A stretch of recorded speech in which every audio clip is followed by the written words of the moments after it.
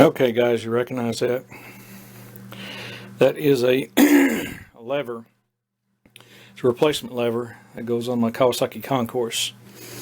Now this little idea I'm about to give you will work on these kind of levers that have these adjustments on them. Now as you see, I've rebuilt them once. The original green ones, they have a series of notches, and that you move this up and it moves in a kind of half moon shape to get the distance that these numbers represent. And as you can see, I put the red one in because they were new. There's the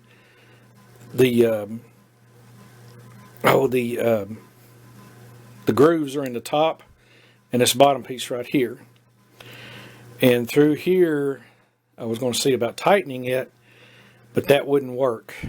And so I did something else. I pinned it. I took a 16th. I'm trying to get this to focus. You can see the nail that goes through on the lever. This goes to the body right here.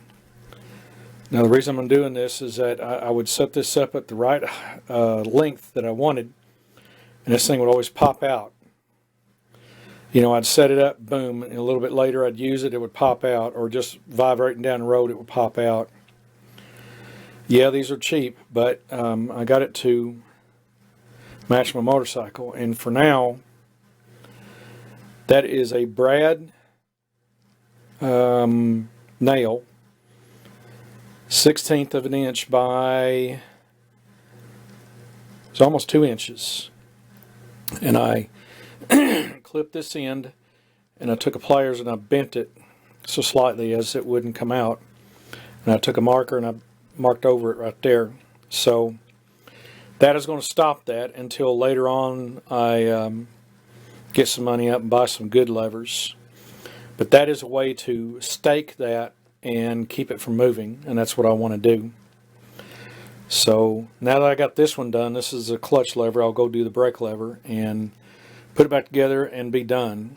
So this is a little tip. I don't know if I haven't seen anybody else do this, but I did.